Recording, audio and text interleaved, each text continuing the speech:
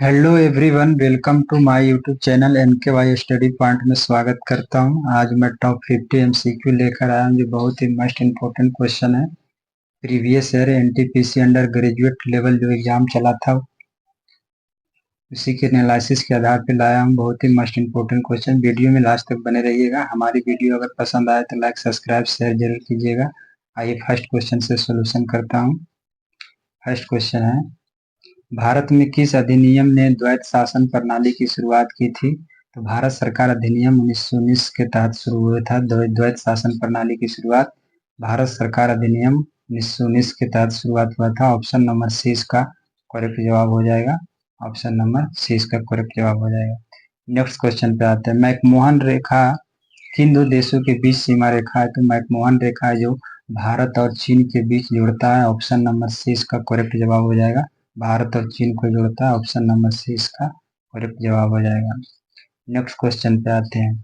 अशोक के काल में रूमदेई अभिलेख किस भाषा में था? तो ऑप्शन नंबर ए इसका करेक्ट हो जाएगा। ब्राह्मी भाषा में थी। ऑप्शन नंबर ए इसका करेक्ट आंसर हो जाएगा। नेक्स्ट क्वेश्चन पे आते हैं।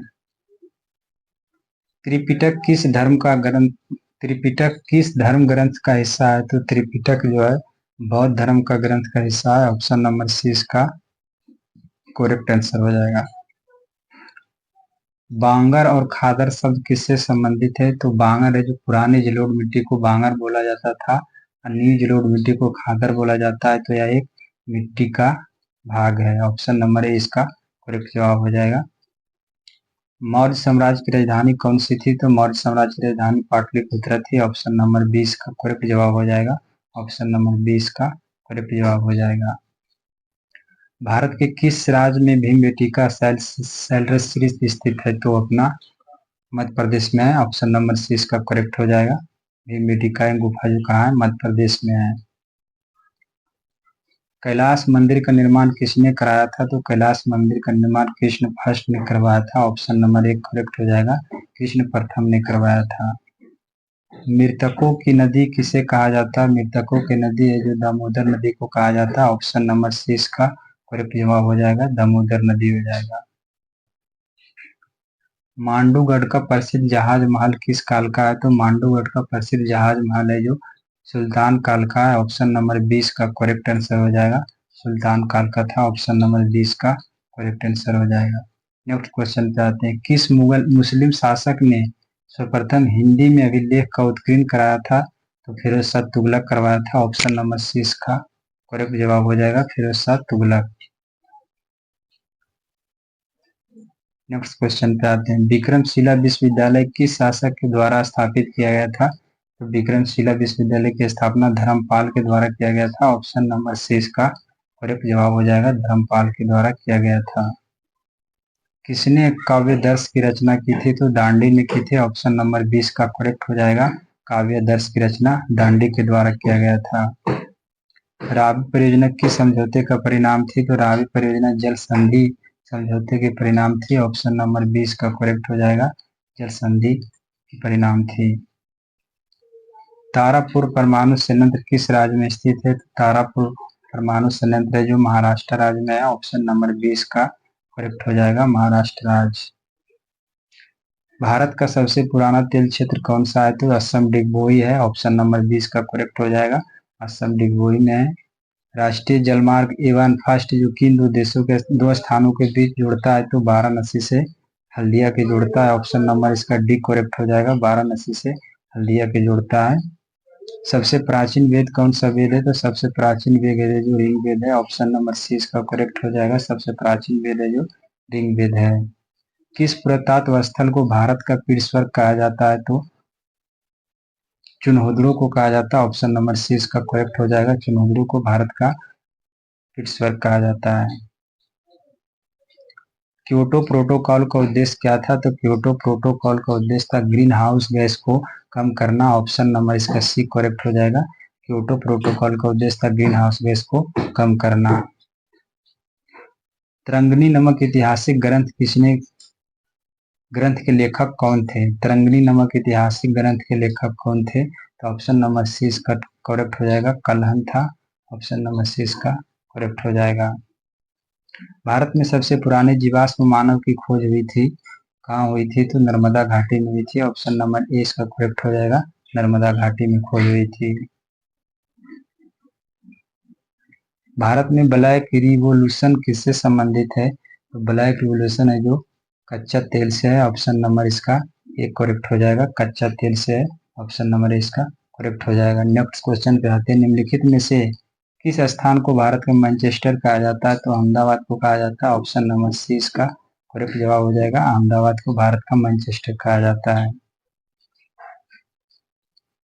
क्लोरोफ्लोरोकार्बन CFC गैस का प्रभाव किस पर होता है? तो ओजोन परत पर होता है। ऑप्शन नंबर सी इसका करेक्ट जवाब हो जाएगा, क्लोरोफ्लोरोकार्बन गैस का प्रभाव किस पर होता है? तो ओजोन परत को नष्ट करता है। ऑप्शन नंबर इसका बी करेक्ट था।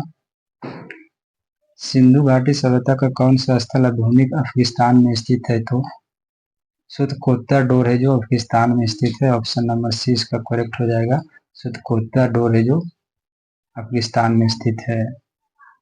योजना शब्द योजना शब्द भारतीय संविधान में कहाँ से उल्लेखित किया गया है? तो योजना शब्द जो भारतीय संविधान में राज्य के नीति निर्देशक तत्व में किया गया है। ऑप्शन नंबर 20 का करेक्ट हो जाएगा, ऑप्शन नंबर 20 का करेक्ट जवाब। नेक्स्ट क्वेश्चन पर, विश्व में सबसे बड़ी मरुभूमि कौन सी है? तो अंटार्कटिका है। ऑप्शन नंबर डी इसका करेक्ट हो जाएगा, अंटार्कटिका एक बर्फीली भूमि है। किस भारतीय शासक को नेपोलियन ऑफ इंडिया कहा जाता है? तो समुद्रगुप्त को भारत का नेपोलियन कहा जाता है। ऑप्शन नंबर ए इसका करेक्ट जवाब हो जाएगा, समुद्रगुप्त को भारत का नेपोलियन कहा जाता है। भारतीय राज्य जहाँ ब्रह्मपुत्र नदी सबसे पहले भारत में प्रवेश करती है वह कौन सा राज्य है? तो अरुणाचल प्रदेश हो जाएगा। ऑप्शन नंबर 20 का करेक्ट जवाब हो जाएगा।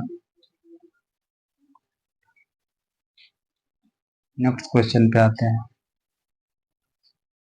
अजंता की गुफाएं किस काल में मानी जाती है? तो अजंता की गुफाएं गुप्त काल में मानी जाती है। ऑप्शन नंबर 20 का करेक्ट हो जाएगा, एक करेक्ट हो जाएगा, गुप्त काल में हो जाएगा। ऑप्शन नंबर इसका करेक्ट हो जाएगा। भारतीय संविधान में कुल कितनी अनुसूचियां हैं? तो भारतीय संविधान में कुल 12 अनुसूची है। ऑप्शन नंबर सी इसका करेक्ट जवाब हो जाएगा, 12 अनुसूची है। भारत में किस स्थान पर सबसे अधिक वर्षा होती है? तो मासिनराम मेघालय हो जाएगा। ऑप्शन नंबर सी इसका करेक्ट जवाब हो जाएगा, मासिनराम मेघालय। किस भारतीय वैज्ञानिक ने परमाणु भौतिकी में नोबेल पुरस्कार जीता था? तो एस चंद्रशेखर जी ने जीते थे। ऑप्शन नंबर सी इसका करेक्ट हो जाएगा, एस चंद्रशेखर जी ने जीते थे। विश्व की सबसे लंबी नदी कौन सी नदी है? तो नील नदी है। ऑप्शन नंबर ए इसका करेक्ट हो जाएगा, विश्व की सबसे लंबी नदी है जो नील नदी है। ऑप्शन नंबर एक करेक्ट हो जाएगा, अमेजन नहीं नील नदी होगा। नेक्स्ट क्वेश्चन पे आते हैं। निम्न में से कौन सी सबसे पुरानी सभ्यता थी? तो मेसोपोटामिया सभ्यता सबसे पुरानी सभ्यता थी। ऑप्शन नंबर सी इसका करेक्ट जवाब हो जाएगा, मेसोपोटामिया सभ्यता। राष्ट्रीय मानव अधिकार आयोग का अध्यक्ष कौन होता है? तो राष्ट्रीय मानव अधिकार आयोग का अध्यक्ष सुप्रीम कोर्ट का पूर्व मुख्य न्यायाधीश होता है। ऑप्शन नंबर सी इसका करेक्ट जवाब हो जाएगा, ऑप्शन नंबर सी इसका करेक्ट जवाब हो जाएगा।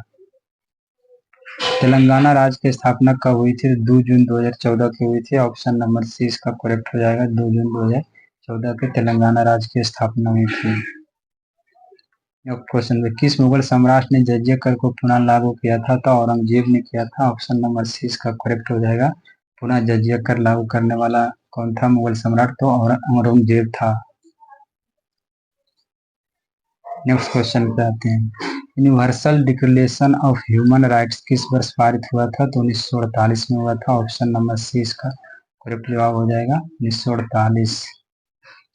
शिव समुद्र जलप्रपात किस नदी पर स्थित है? तो कावेरी नदी पर है। ऑप्शन नंबर सी इसका करेक्ट जवाब हो जाएगा, शिव समुद्र जलप्रपात है जो कावेरी नदी पर है। उड़ीसा किस जनजाति को वनवासी की रानी कहा जाता है? तो बोडो जनजाति को। उड़ीसा की किस जनजाति को वनवासी का रानी कहा जाता है? तो बोडा जनजाति। ऑप्शन नंबर सी इसका करेक्ट हो जाएगा। तक्षशिला विश्वविद्यालय वर्तमान में किस देश में है? तो तक्षशिला विश्वविद्यालय जो वर्तमान में पाकिस्तान देश में है। ऑप्शन नंबर सी इसका करेक्ट जवाब हो जाएगा।